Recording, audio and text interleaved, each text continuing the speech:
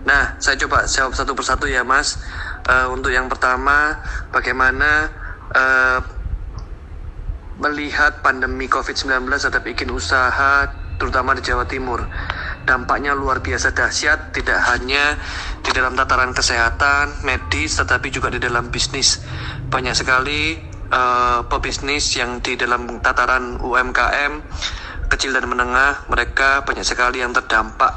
Ada yang harus menutup banyak cabangnya, ada yang harus menutup sementara, kemudian sambil lihat situasi seperti apa. Tetapi memang ada beberapa bidang yang masih bisa berjalan dan bahkan masih bisa make money. Nah, semoga masih bisa make money itu bisa terus berjalan begitu. Ada juga beberapa pebisnis yang berusaha untuk mempertahankan mati-matian sampai misalkan memprioritaskan keuangannya, tidak memperpanjang dulu kontraknya, tidak menambah dulu cabangnya, tetapi semuanya dicoba untuk masuk ke working from home dulu sambil bertahan begitu. Namun demikian banyak juga yang sampai harus melakukan PHK terhadap timnya. Ada juga yang karyawannya sangat baik sekali, mereka bilang nggak apa-apa Pak, kita semua separuh gaji saja, tetapi jangan sampai ada PHK begitu. Jadi ada banyak sekali solusi-solusi yang ditempuh oleh pebisnis. Ada yang ya memang banyak yang tidak enak begitu, tetapi demi untuk mempertahankan bisnis akan tetap jalan.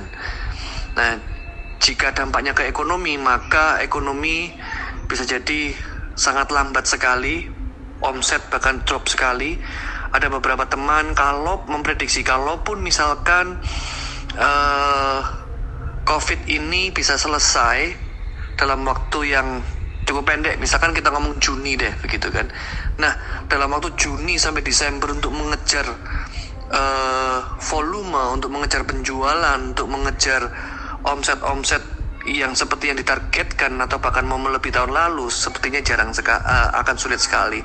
Ada beberapa teman yang mengatakan mungkin ini bisa mencapai 30% atau 50% saja, itu sudah bagus begitu. Namun perlu dipertimbangkan bagaimana menggaji karyawan. Jadi akhirnya beberapa orang mengatakan ya yang penting operasional ada jalan, pekerjaan bisa berjalan dan masih bisa membayar operasional dan gaji karyawan, sudahlah, yang penting jalan itu dulu begitu. Itu untuk nomor 1. Semoga menjawab Mas.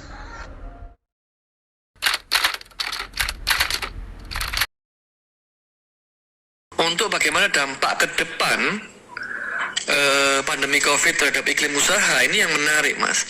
Hari ini saja banyak perusahaan yang berusaha untuk bertahan ini bisa bergeser. Maksudnya bergeser itu menggeser strateginya. Ada yang masuk ke lini yang baru, ada yang masuk ke channel-channel yang baru. Masuk lini yang baru dengan produk-produk yang baru gitu. Untuk yang channel yang baru, mereka yang selama ini belum ada online akhirnya masuk ke online begitu. Ada yang orang-orang yang dulunya menunda untuk menggarap online di dalam memasarkan usahanya, akhirnya hari ini dipaksa untuk menyiapkan online. Akhirnya mereka sekarang masuk ke online dan masih bisa bertahan. Ada yang karena COVID ini akhirnya memproduksi barang-barang baru atau masuk ke bidang-bidang yang lain begitu. Misalkan ada beberapa pebisnis yang pebisnis minuman misalkan, ternyata dia punya grup bisnis yang satunya juga menggarap herbal begitu. Nah, yang satu yang ada yang normal biasanya tidak pernah melihat yang bagian herbal secara omset, hari ini yang bagian herbal ini juga bisa meningkat begitu. Jadi ada terjadi pergeseran. Nah, kedepannya bisa jadi ada banyak perubahan Mas. Yang pertama di dalam bentuk bisnis, model bisnisnya juga akan banyak berubah. Yang selama ini misalkan masih banyak orang yang tidak ingin masuk ke dalam Internet of Things. di dalam sistem organisasinya, misalkan implementasi teknologi dan lain sebagainya. Bisa jadi setelah COVID ini selesai, mereka bisa jadi berlomba-lomba akan mengimplementasikan Internet of Things. Kemudian hari ini bisa jadi perusahaan sudah mulai mempersiapkan untuk masuk ke dalam tataran dunia maya, yaitu internet, penjualan melalui internet. Banyak servis-servis yang dilakukan melalui internet dan lain sebagainya. Jadi perubahan model bisnis ini bisa terjadi sangat banyak sekali pergeserannya nantinya.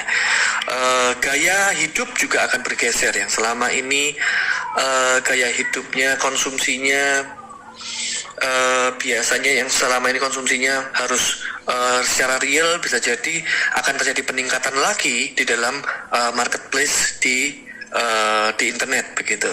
Kemudian gaya hidup berubah, cara pikir orang-orang bisa berubah, cara orang melihat pendidikan juga berubah.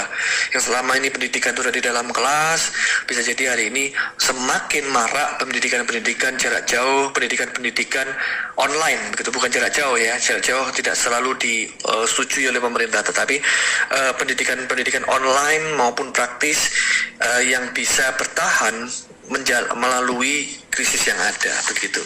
Tetapi dalam iklim usaha, cara orang berbisnis juga akan berbeda. Orang biasanya akan temu muka, bisa jadi hari ini penggunaan teknologi akan semakin tinggi, bisa jadi negosiasi dilakukan melalui online dan lain sebagainya. Model bisnis yang terutama itu bisa jadi akan bergeser dan banyak sekali perubahannya. Bisa jadi di dalam iklim usaha, cara kerja juga akan berbeda, Mas. Yang selama ini orang bisa jadi prosedural, karena krisis COVID ini akhirnya banyak SOP yang harus dipotong. Bisa jadi ketika COVID ini selesai, SOP yang selama ini dipertahankan di dalam kasus COVID, mereka bisa melihat bahwa ini akan berubah, maka bisa jadi diperpendek. Begitu, birokrasi bisa jadi lebih pendek. Kemudian supply chain, di dalam hal supply chain bisa jadi juga akan berubah. Yang selama ini harus mengandalkan prosedur dari titik A, B, C, D, bisa jadi yang sekarang ada inovasi-inovasi dari pihak supply chain yang memungkinkan bypass dari titik A sampai titik C. Nah itu bisa jadi diimplementasikan juga. Bisa jadi juga selama ini yang menjadi distribusi itu sudah distributor atau mereka yang ada di tengah-tengah chain antara produser dan customer yang semakin terhimpit, bisa jadi semakin terhimpit karena hari ini yang bagian produksi mencoba untuk bertahan, untuk langsung menggarap pasarnya, untuk mendapatkan pasarnya ke end user melalui online itu tadi dan melalui beberapa cara yang lain. Servisnya juga bisa ditingkatkan lagi melalui dunia maya sehingga tatarannya juga akan berubah. Di dalam sumber daya manusia juga bisa jadi berubah. Hari ini di Surabaya sudah ada banyak perusahaan yang menerapkan working tetapi tidak perlu ngantor begitu. Sebelum COVID ini tidak perlu ngantor, mereka bisa menerapkan cara penilaian sendiri dengan cara mereka sendiri menggunakan poin atau apapun itu setiap bulan yang akan dievaluasi. Nah hal itu bisa jadi semakin marak sehingga teman-teman di milenial yang suka tidak perlu jam kerja bisa jadi terobati di sini.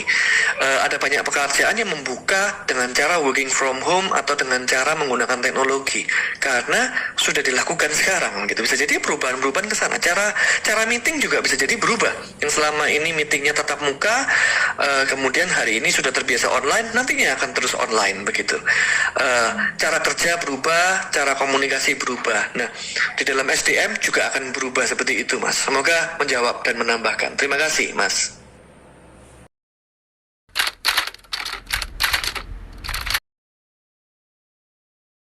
Apa saja sih tips agar usaha bisa bertahan di tengah pandemi ini? Saya mencoba untuk menyentuh 4 area ya Mas ya. Yang pertama adalah area kepemimpinan, yang kedua adalah area strategi, yang ketiga adalah area keuangan, dan yang keempat adalah area inovasi. Yang pertama area kepemimpinan. Kita perlu menjadi pemimpin yang agile, belajar untuk menjadi orang yang agile.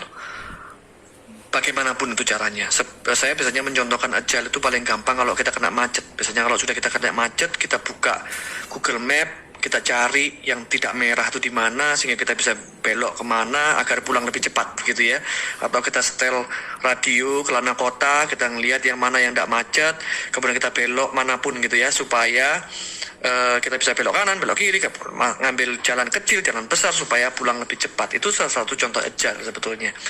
Hari ini dengan krisis seperti ini, kita boleh ambil waktu untuk benar-benar diam, untuk merenung. Tapi setelah itu kita perlu bergerak untuk agile. Apa yang bisa kita lakukan di dalam masa seperti ini? Itu yang untuk area kepemimpinan. Kemudian itu untuk dirinya. Kepemimpinan juga perlu pemimpin untuk mulai memberdayakan agen-agen perubahan. Kita bisa melihat, kita bisa memetakan tim mana yang bisa menjadi agen-agen perubahan, pembawa berita-berita positif gitu, di tengah-tengah situasi yang negatif. Karena hari ini kita tinggal di rumah saja, itu sudah ada banyak sekali berita-berita yang negatif gitu ya. Beritanya setiap hari kita pasti mendengarkan tentang corona, korban yang semakin meningkat, ODP meningkat, PDP meningkat, semuanya meningkat. Tapi tidak diimbangi dengan hal yang positif. Misalkan setiap berapa banyak yang sembuh begitu ya.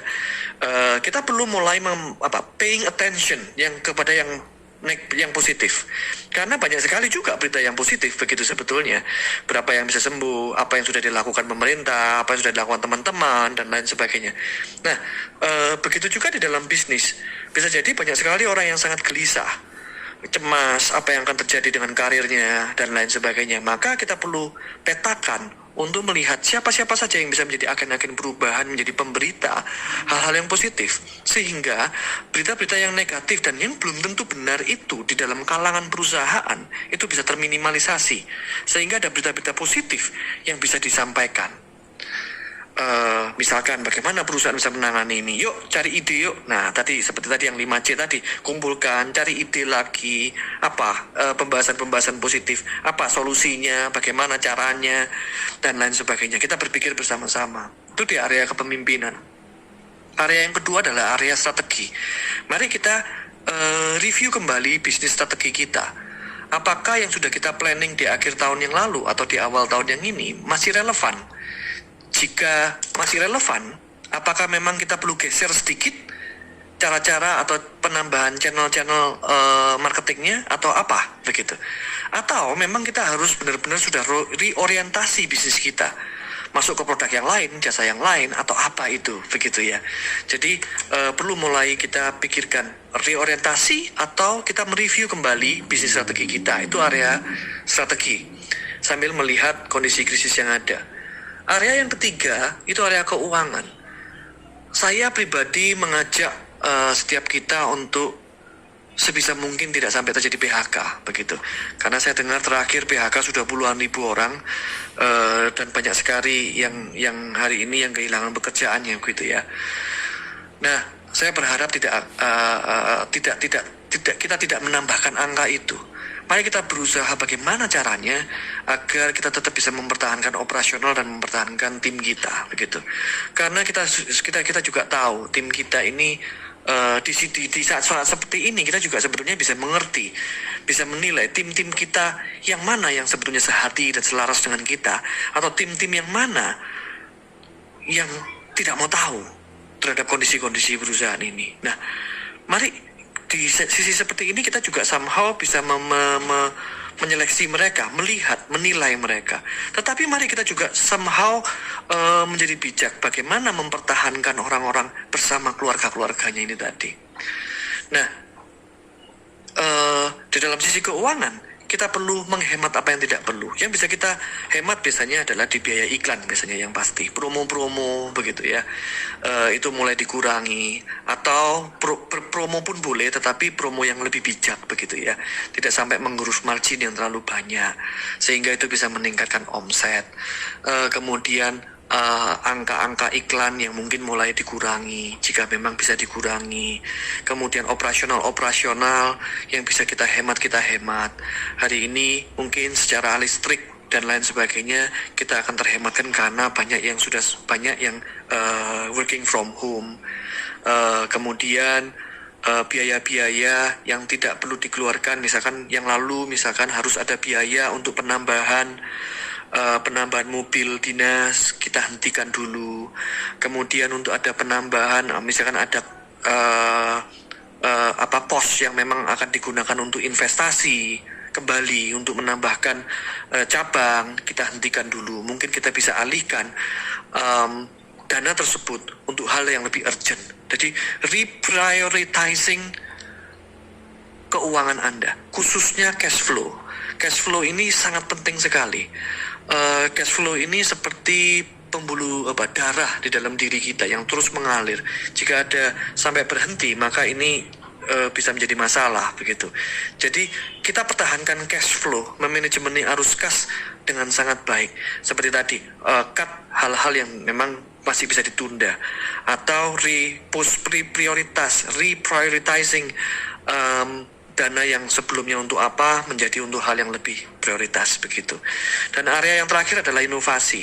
Inovasi ini benar-benar mengajak, mendorong, memaksa otak kreatif kita untuk bisa mencari jalan keluar. Apapun caranya, kita perlu mencari jalan keluar. Entah itu dengan produk-produk yang baru, dengan pendekatan-pendekatan yang baru, maka disitulah pentingnya yang tadi saya sampaikan. Rapatkan barisan untuk kita bisa mengerti, anak-anak di lapangan ini akan mengerti apa yang harus dilakukan supaya bisnis ini tetap jalan. Begitu. Jadi di situ 4 areanya, Mas Mustika. Semoga menjawab.